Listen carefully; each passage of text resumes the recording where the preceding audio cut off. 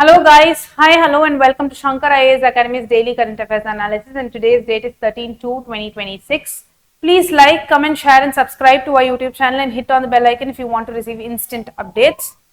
We also have an announcement regarding the prelims fitness, the pre-fit test series 2026. There are about 54 tests and the batch starts on 20th February 2026. You also have the contact information here. If you have any other details that you want to inquire about, you can contact this number. And the reflections from the pre-fit test series is 31 questions have been reflected from the pre-fit test series, and the direct reflection is about 20 questions, and the partial reflection is about live-in questions. So now again, I would like to reiterate that when we did our live, we have done a live on how to fill the UPSC application for 2026. When we were doing the live, we did not have an update on whether there was a correction window, but now we have happy news. UPSC has opened a 3-day correction window as a one-time measure for the UPSC, CSE and Forest Service examination. So we hope that if you have any changes that you have to make, you can make it in the 3 days, and then we hope you do your best in this prelims 2026. Next, we have the topics for the day. The first is about the Indian Railways and what has the PAC committee told about it and why it called the Indian Railways a caste system. The second is about the decline of megafauna in Africa and how the microfauna are taking over the megafauna. The third is about the IT Act and how we are becoming the world's first nation to have the shortest span of global takedown when it comes to social media content. And next is the Manipur ethnic conflict and now why has it triggered again. And the fifth is the prelims focus for the day. So today's first topic of the day is something related to the railways. Recently, the PAC committee headed by Congress leader K.C. Venugopal had stated that the Indian railway system is like a caste system. It is hierarchical and it has a lot of segregations. And that's why this was not a literal meaning as to the caste system. This was metaphorical. Let's dive into the topic and decode why he had mentioned that and what's the role of the PAC committee in this. So let's see what the Public Accounts Committee is. The basics. It is a financial committee wherein it examines the CAG reports, it sees how the government expenditure is done, and it sees whether the funds granted are appropriate and it's used in a legitimate manner. So the composition is of 22 members, out of which 15 members are from the Lok Sabha and 7 members are from the Rajya Sabha. And this election happens very annually. Now the chairperson, who appoints the chairperson could be a prelims question. That is, the chairperson is appointed by the speaker of the Lok Sabha, and this is done by convention from the opposition as well. So the constitutional basis comes from the articles which hail from Article 148 to Article 151. This is the basic composition of the PAC committee. Now the PAC reviewing, how does this reviewing happen and how did it set the context for this 2026 railways issue? So the CAG report was on the cleanliness and sanitation of long distance train. And now when we were reviewing this, we can draw a parallel to 1917. Mahatma Gandhi had written an essay on the third class journey in a long distance train. This was when he was going to Champaran. He wanted to be a local, so he started training in the third class, and he saw something very significant, that it was not clean, that it was overcrowded, and he thought that this was not the appropriate way of travel. He even mentioned in that essay that if the viceroys and governor general start traveling in third class coaches, then significantly it would improve the condition of the third class coach. Now with that, if we see 2026 cut to 100 years later, now the observations raised are the same. That is, the premium trains like the Vande Bharat have better sanitation and better linen, but the regular passenger trains have inferior facilities is what is seen. Now the Vande Bharat itself was earlier to be Jan Bharat. So what was this Jan Bharat? Jan itself means people. So Jan Bharat meant that it was a train which was for the normal people, but then The Vande Bharat signifies something opposite to that, the elite class. So the elite class are getting better sanitation and they are getting better linen. The regular passenger trains are with inferior facilities. So the data, if we go through the data, we understand that there are about 12,541 passengers who passenger trains, and there are about approximately 17.5 million, that is 1.75 crore people who use the Indian Railways on a day-to-day basis. So the data is massive, and the people who travel are also massive. So with that, if you see, there is a constitutional authority of the CAG under Article 148. He audits the state government, the union government, and the public sector undertakings financial resources. And the CAG is appointed by the President of India. Now, this is in the same manner as a Supreme Court judge. Now, the reports that he collects are submitted to the President, the Governor, and they are laid before the Parliament and examined by the Public Accounts Committee. So, this happens. And then now we have to come to the Indian Railways. We have to understand why the Indian Railways is operating in such a way. So the first one is the Railway Board. It is administered, it is an administrative body of the Ministry of Railways, and it is headed by a chairman and a CEO. So there are a few challenges which were highlighted. The first one is there is no adequate staff. There is a staff shortage, and the second one is the constraint in budget.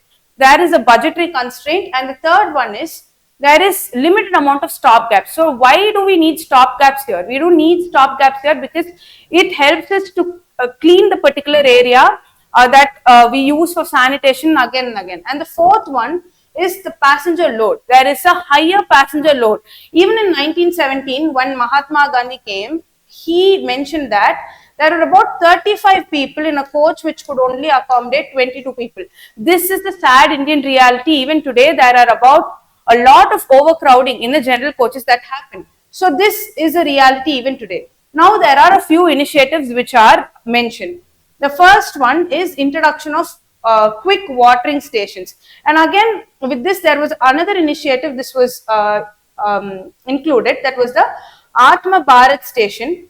What was the Atma Bharat station is that they wanted to create a equity in people's access to lounges. So you see people who go in Vande Bharat, they get a AC lounge. But you see people who travel in the general coach, they get access to lounge, but it is overcrowded, and usually people even sit in the floors. So now they wanted to create this station, which is about in 1,300 places. So this is one important factor that happened. And the other one is the difference between the LHB and ICF system. The LHB system is something that is in elite and premium trains like the Vande Bharat and other trains which travel. And this system is basically a system which has higher suspension rate. And if in case there is an accident, you would be protected. But the other trains which have the general compartment, it has only the ICF, the coach factory system. So that even when there is an accident, there is a digital divide. There is a divide wherein this person has an higher access to his life to save himself, but this person does not have it. So this is again a disparity, and again this is something that the government has to take note of, and this can be given as a criticism when we write our mains answer. And the other recommendations are the periodic cleanliness audits, the digital grievance dashboard, and the digital grievance dashboard, again here also there is a digital divide which happens because there are people who still do not have access to how to use QR codes. There are still populations who do not understand that. So this can also be a critique. So how do we create a dashboard that is universal but also has faster redressal? Because when you scan QR codes, you have faster redressal. That is one thing. And there's a uniform grievance redressal. That is, the board wants to use everybody equally, and there should be a uniform redressal for anybody without knowing who is of significant importance. Now, the parliamentary oversight mechanism, there are three major financial committees: the Public Accounts Committee, the Estimates Committee, and the Committee on Public Undertakings. So the basic function is that it will examine whether your money was spent legally, your money is as per the Parliament's approval, and your money was spent with prudence. That is where you're cautious of what is happening. So now we have the prelims practice question for the day. Consider the following statements. The Public Accounts Committee examines a report submitted by the Comptroller and Auditor General of India. Yes, the first statement is right. The chairperson of the Public Account Committee is appointed by the President of India. No, he is not appointed by the President of India. The Comptroller and Auditor General of India can be removed in the same manner as the Judge of the Supreme Court. The third statement is right. So anything with 2 has to go. So we eliminate option A, B and D. The answer should be option C, 1 and 3 only. Let's check. Yes, the answer is 1 and 3 only. With this, we have come to the end of the first topic of the day and we move to the second topic. So the second topic of the day is taken from the Down to Earth, and it is about the African ecosystem being downgraded. And what do I mean by downgraded? See, smaller species now are dominating the ecological market of Africa, and the species like elephants, rhino, the keystone species of that area, they are being affected. This is why we have to decode this topic in detail. So let's move into it. The first point is that this is a study which is led by the University of Oxford, and they had published a journal. And what is it called? The Journal of the Nature, Journal Nature. And it finds that Africa has lost its wildlife power. Why do I talk about something called as the wildlife power? It is the ecological energy that drives the ecosystem function. So the ecosystem energy drivers are now significantly getting reduced. How is it reduced? First, the nutrient cycling is getting reduced because now smaller rodents and smaller aviatory species are taking over. So the nutrient cycle, the range of the nutrient cycle is reduced. The seed dispersal. Keystone species walk, the big species walk a lot. So when they go to a region which is about 20 kilometers apart and they poop there, so the seed dispersal is high. The rate of seed dispersal is high. Now, if the smaller species are taking over, the seed dispersal might be low. Third is the carbon storage.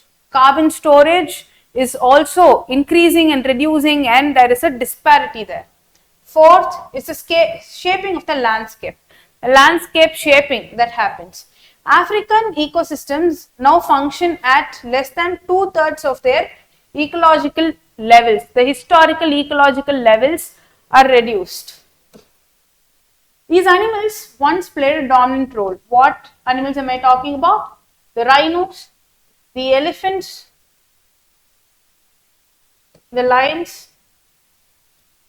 Elephants alone once made up of 16% of the mammal and the bird biomass. So 16% was made up of the elephants. The total bird and mammal biomass, when you take, 16% is concentrated with the elephants, and now they are accounted for 10% of the ecological energy flow. Large animals, that is typically about 65 kgs, historically use 16% of the energy, and today they use only 7% of the energy. That is, there is about 2 times reduction in the energy usage. Another thing is, there is a thing called as the ghost megafauna. What is this? So, certain energy species, certain plants, they are only consumed by huge animals, the megafauna. Now, when they are not there to consume this particular species, then these species go extinct and they are ghosted. Let's say that there is a bee which takes honey from a flower, nectar from a flower. Now, the bee is not there. So, the flower is a ghost species. That is the same correlation here. The long distance seed dispersal is affected, and the redistribution via dung. They make the land fertile. Dung makes the land fertile. That's also gone. Shaping vegetation through grazing, influencing the water movement, increasing carbon storage potential. Without them, the ecosystem functioning will weaken. It will significantly reduce. So now, rodents and passerine birds, they are replacing the megafauna species. Historically, it had 17% biomass and 31% energy use. Now you see It is 24% of biomass and 36% of energy use, significantly higher. Passenger birds have only had 2% of the biomass. Now they are using about 8% of the biomass. Total energy. Now 8% energy use here and 36% energy use here. Here itself you have about 44% of energy use. Now small animals have started to drive the ecosystem. Yes. So this is spring hare and this is passerine. These are, spring hare is a rodent. This is a bird. The decline will affect the diversity and the stability of the biodiversity, because each species has a niche to play, and the climate regulation also is affected. The soil fertility is affected because fertility using dung is also there. Agricultural changes and human livelihood on the base is dependent on these ecosystems. So now we come to the prelims practice question of the day. With reference to the African elephants, consider the following statements. Both male and female African elephants possess tusks. African elephants can communicate using infrasonic sounds inaudible to human. True. In African elephants, the oldest male, you know that African elephants are matriarchal. So females lead the group. 3 will be wrong, so the answer should be 2 only. Let's check. Yes, the answer is 2 statements are right, and it's important to remember that elephants are matriarchal beings. So with this we come to the end of the second topic of the day and we move to the third topic. So recently the IT Act has been amended. The intermediary rules have changed, and this is about content creation.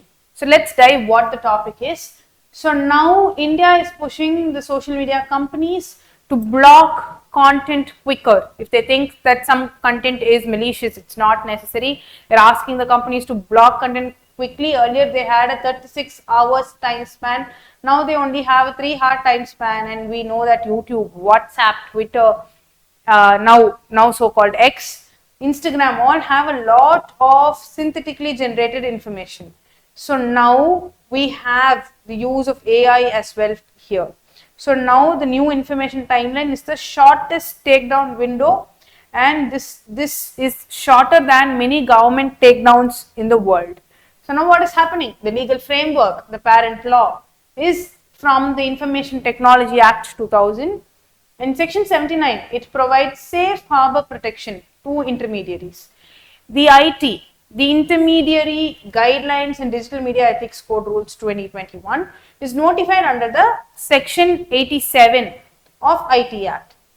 It says that I will lay down due diligence for the intermediaries. Now what is the key change? It is saying that earlier the takedown time was 24 to 36 hours. Now it's just 3 hours. You have to take it down, no other way. So no complaints means you will lose the safe harbor protection that you are getting. Now social media platforms are not liable for user generated content. They are only liable if they do not follow these rules. If not, if they act as a neutral platform, they will say the user has put that content, you have no liability. And if they have the due diligence to remove content properly, and if they are safeguarding their platform again, and remove unlawful content upon notice. If they do these 3 things, the media house is not accountable. If not, the media house is accountable for any user generated content. Now safe harbor is lost, then the platform may be held legally liable under IT Act, IPC, or Bharatiya Nyaya Sanhita now, earlier the IPC, and other laws. Now the mandatory removal is within 2 hours, that is non-consensual intimate imagery, and 3 hours for AI generated content, misinformation, etc. It applies to social media intermediaries, the AI enabled platforms like ChatGPT, Grok. Now Grok has recently been in controversy for their bikini image again and again. the messaging platforms, and Indian and foreign companies which are operating in India. The reason will be, as per the government, to prevent rapid virality. So within 3 hours, it will not be as viral. It will protect the victims better and faster grievance redressal. So now the definition is updated. AI generated content is that it misrepresents real world events during wartime. You see different images and videos, impersonation of individuals during elections, and violating existing laws. Now we are using assistive AI, routine editing, and quality enhancement. AI generated content must be clearly, prominently, appropriately labeled. Now the relevant constitutional power is that Article 19(1) has freedom of speech and reasonable restrictions under Article 19(2). The government powers, the power to block public access information, it is used for the website or app blocking. The global context is that European Union has Digital Services Act, US has Section 230 for the same, and India's timeline is 2 to 3 hours and it's among the shortest globally. This is something that you can use for the mains pointer, and it can even be asked in the prelims point of view. So it is very, very, very significant, shortest globally. Now,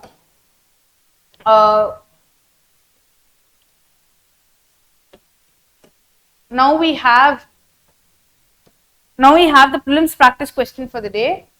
Safe harbor protection to intermediaries in India is protected under the Information Technology Act 2000. Section 69A of the IT Act empowers the government to block public access to information under certain conditions. Yes, the IT guidelines and Digital Media Ethics Code Rules 2021 were enacted directly by the Parliament. No, it was not enacted directly by the Parliament. So statement 3 is wrong. 2 is right. So the option should be answer 1 and 2 only. So the answer is 1 and 2 only. With this, we come to the end of the third topic for the day and we are moving to the fourth topic. So now we are seeing an article that has been in the news from 2023, the Kuki Methi conflict of Manipur. So this has gained prominence again now, and why is this happening is a question. So see, the Kuki Methi conflict. See, we have two tribes. One is the Kuki and the Meithis. Meithis are only of 10% and they are the people who live in the land areas. They are not in the hill areas. The High Court of Manipur recently said that if you want SC status, you can go and ask for it. And by that, they asked for the scheduled tribe status after the Clothes Directive. Now, the Kuki groups, they feared that if you grant ST status for the Meithis, they will come by land in protected hill areas and our land rights and our safeguarded will go away. Henceforth, now the state is geographically segregated. Meithis in the valley and Kukis in the hill. And now they have buffer zones. So if the hills are here and the lands are here intermediary, they will have a buffer zone. Now, the prolonged unrest led to governance breakdown and the imposition of president rule. Now, the president rule has come in. The president rule is Article 356 and this is the map of Manipur. And this is the map of Manipur basically. And now the immediate trigger, what happened, because the government has been so patient with the Kuki Methi thing, and now there are about 2 years since there has been a free movement. Now Amit Shah has directed that people should move freely, including in the sensitive areas that have been divided by ethnic tensions. This includes resuming the bus services, movement across the buffer zones which we saw, and to travel from Imphal to Kanagokpi and Senapati. And this is when the there was a state bus which attempted to move through these areas, Imphal, Kangpokpi and Senapati, and the protests broke out. And the tribal civil society body formed on October 11, 2024 in Manipur represented the political and social tension of the Kuki-Zo communities. The headquarters is in Churachandpur, Lamka, and the composition is the representatives of the Kuki-Go tribe and the local people. The demand is that we need a separate administration on the union territory for hill areas. This is the Kuki tribe's demand. And no free movement before the separate administration that we get is the current stand. The state subject comes under the 7th schedule of the constitution, that is you have police, public order fall in the state list, and the state is primarily representing and responsible for the law and order in criminal investigations. The union may deploy central armed forces to support the states under the union list, but this comes under the state list. In Article 355, it mandates the union to protect the states against external aggression and internal disturbance, and the president's rule enables the center to assume control of the state if its constitutional machinery, including law and order, break down. Core ethnic conflict. There has been no political settlement between Methi and Kuki groups, and both sides have distrust. That is, they are distrusting each other, they are distrusting the state government, even the central interventions. They are not happy until they get a separate state for themselves. Now, the Kuki groups want territorial separation before any reintegration, and the forced normalization attempt is very premature now, and the arms are still in circulation. Despite surrender drives, many weapons remain unaccounted for.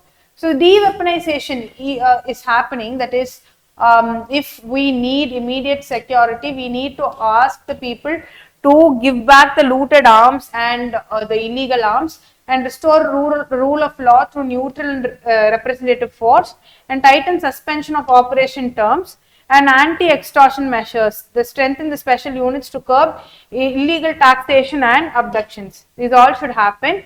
And the inclusive meditation to create a neutral peace platform including Methi, Kuki, Zo and Naga groups. It enhance autonomy of hill autonomous district councils, ensure balanced union oversight during crisis. So, this is the mains practice question. The crisis in Manipur reflects a deep-rooted ethnic, political and governance challenge beyond immediate law and order concerns.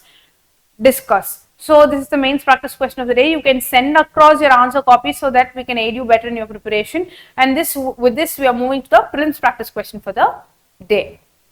So, now we have come to the prelims focus for the day. The prelims focus, the first topic is India Semiconductor Mission. The budget is about 1,000 crores and the nodal ministry is the Ministry of Electronics and Information Technology. What is the aim? The aim is to produce equipment and material and design for Indian IP, and they also want to full stack it and fortify the supply chains. They don't want any other interventions in this regard. And again, the regional rapid transit system, the Kerala cabinet gave an approval for a 583 kilometer regional rapid transit system. It is a high speed rail corridor. The corridor is in Thiruvananthapuram to Kasaragod. An elevated viaduct will help cut down the land acquisition and preserve natural water flow and reduce public opposition. So, this is the elevated viaduct that you see. And now, autism spectrum disorder. The Supreme Court had held that the stem cell treatments for autism spectrum disorder cannot be offered as routine clinical services. Autism spectrum is a neurodevelopmental condition. It's not a normal condition, a neurodevelopmental condition. It affects how a person communicates, interacts and processes sensory information. It doesn't just show up in one way. One child might talk non-stop, other might not use words at all. So, they find a sense of deep comfort in the routine, and while others need to explore and improvise. So, we have with reference to India Semiconductor Mission, consider the following statements. India Semiconductor Mission focuses on advanced semiconductors such as 3nm and 2nm technologies. Yes, India Semiconductor Mission aims to promote full stack indigenous intellectual property for chip design, and India Semiconductor Mission includes incentives for domestic production of semiconductor equipment and raw materials. Which of the statements given above are right? All three statements. So, with this, we have come to the end of today's topic. With that, we have an important information to pass. That is, we had recently done a live about how to apply for UPSC Civil Services 2026. In that, we did not get any updates on the correction window during that point in time. But now, UPSC has given a happy news for us. It is given the correction window, which will be open for 3 days after your application process. So, please check that out, and thank you for watching. Please like, comment, share and subscribe to our YouTube channel, and thank you for watching today's video.